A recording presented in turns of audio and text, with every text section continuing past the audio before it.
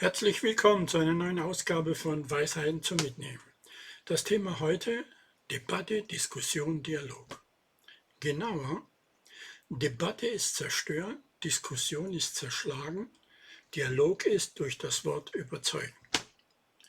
Ganz schön martialisch, gell?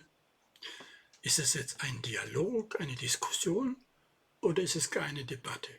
Ja, sie sind tatsächlich unterschiedlich. Kennst du denn den Unterschied? Seit Menschengedenken wird debattiert, diskutiert und gestritten.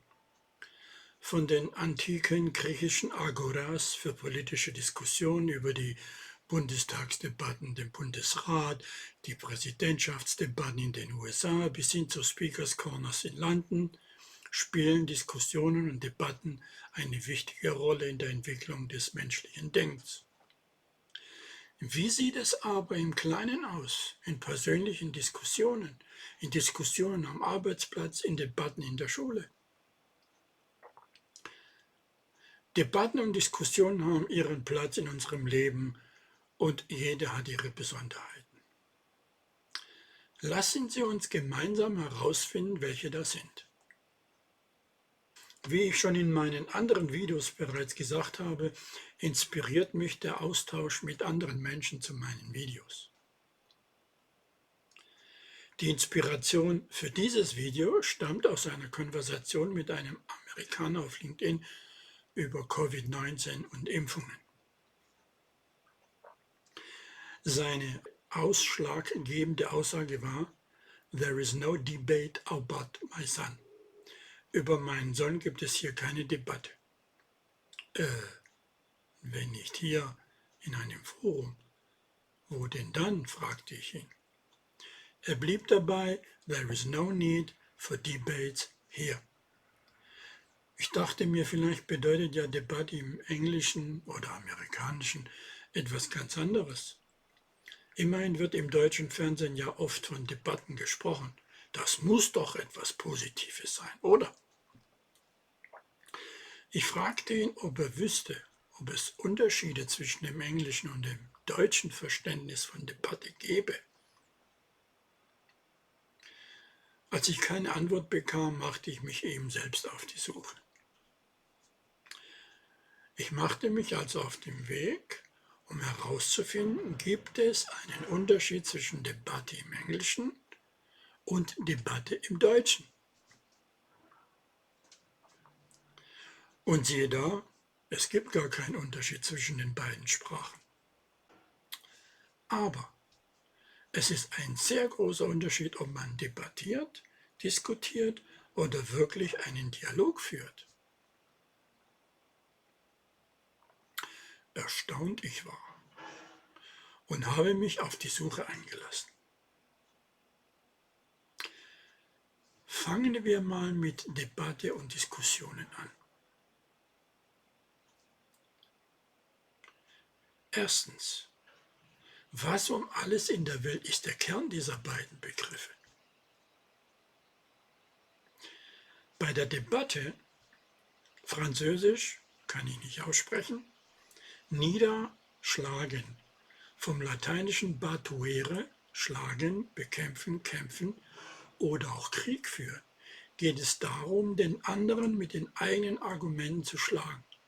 Ziel ist es also, ihn niederzuschlagen, sich durchzusetzen, zu zerstören, zu gewinnen. Unsere Aufmerksamkeit ist darauf gerichtet, vorgefertigte Standpunkte und eigene Überzeugung abzurufen, um sie möglichst schlagkräftig zu präsentieren. Die Debattierer sind also nicht dazu da, um offen zu sein. Sie sind dazu da, um zu gewinnen. Im Gegensatz dazu sind die Teilnehmer einer Diskussion in der Regel offen für die Meinungen der anderen und es besteht die Möglichkeit, dass sich die Meinungen im Laufe der Diskussion ändern. Dies ist bei einer Debatte definitiv nicht der Fall. Zweitens: Gewinnen, nicht lernen. In einer Debatte möchte jeder Teilnehmer als Gewinner angesehen werden. Wäre ja schlimm, würde man sein Gesicht verlieren.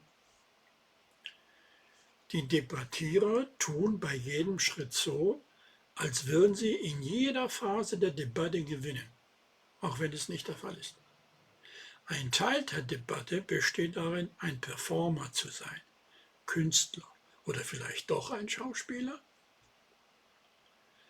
In Diskussionen geht es jedoch um Zuhören und Lernen, nicht um zu gewinnen. Es ist nicht jemand da, der eine Diskussion gewinnt, sondern beide Seiten lernen voneinander. Drittens. Dünkel statt Zuhören. Debattenteilnehmer sind immer auf der Suche nach dem nächsten Zeitpunkt, an dem sie ihren Standpunkt kundtun oder ihren Befürworter überlisten können. Sie scharren sozusagen mit der Hufe, abwartend, um loszulegen. Anstatt auf die Aufnahme von Informationen und die Erweiterung ihres Horizontes zu achten die Debattierer auf Inkonsistenzen und Teile, mit denen sie argumentieren können. In einer Diskussion hört jedoch jede Partei einander aktiv zu und denkt darüber nach, was gesagt wird und wie es mit ihren eigenen Erfahrungen, Kenntnissen oder Wahrheit funktionieren könnte oder auch nicht. Hört sich doch alles gut an, oder nicht? Ist es aber nicht.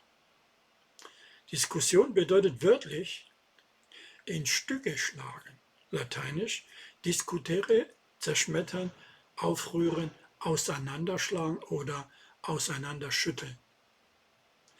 In einer produktiven Diskussion findet ein Abgleich von verschiedenen Standpunkten statt. Fakten werden ausgetauscht und die Diskussionspartner versuchen, sich in den jeweils anderen hineinzuversetzen. Das kann im Hin und Her zwischen den Standpunkten zu einem produktiven Widerstreit werden. Wenn es gut läuft, wird nach einer fundierten Problemanalyse eine faktenbasierte Lösung gefunden.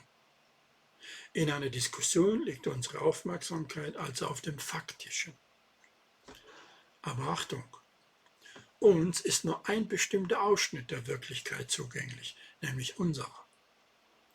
So wie mehrere Personen mit verbundenen Augen verschiedene Eindrücke von einem Elefanten erlangen, abhängig davon, ob sie ihn am Rüssel, am Ohr oder am Schwanz berühren. Mit dieser faktischen Wahrnehmung bleibt uns der Blick auf den Elefanten als Ganzes verwehrt.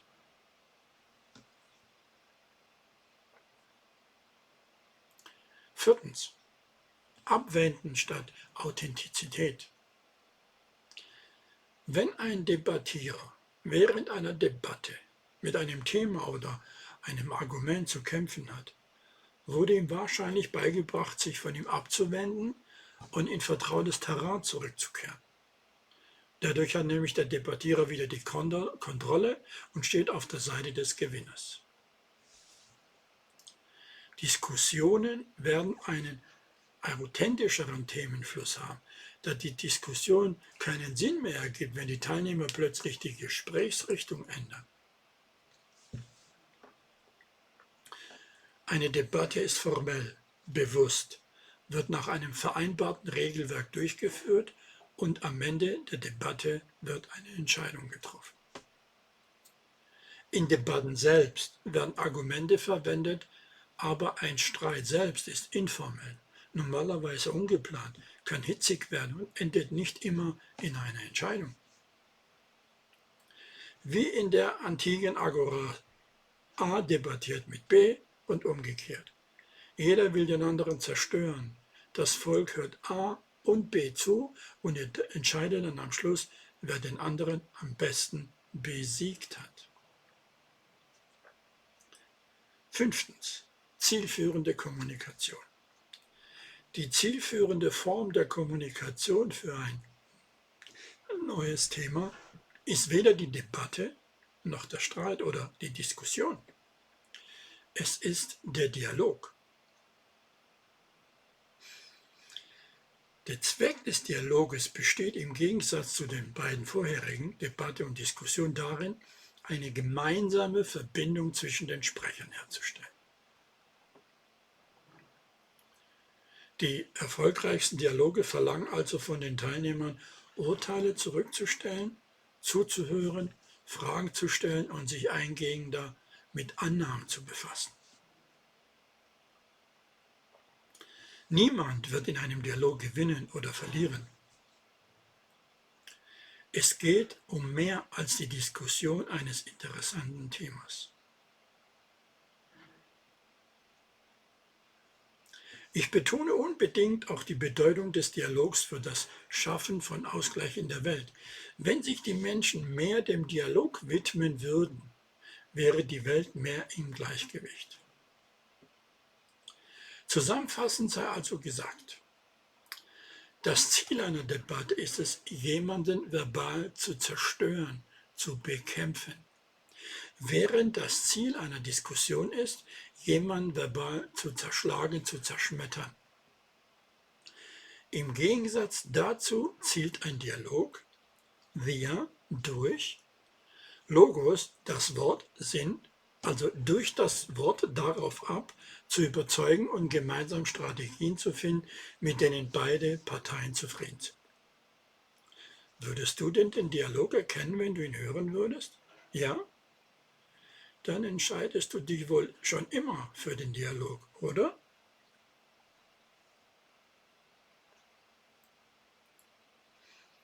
In diesem Sinne, Weisheiten zum Mitnehmen. Bleiben Sie mir gewogen, euer Georg Muratidis. Bis zum nächsten Mal.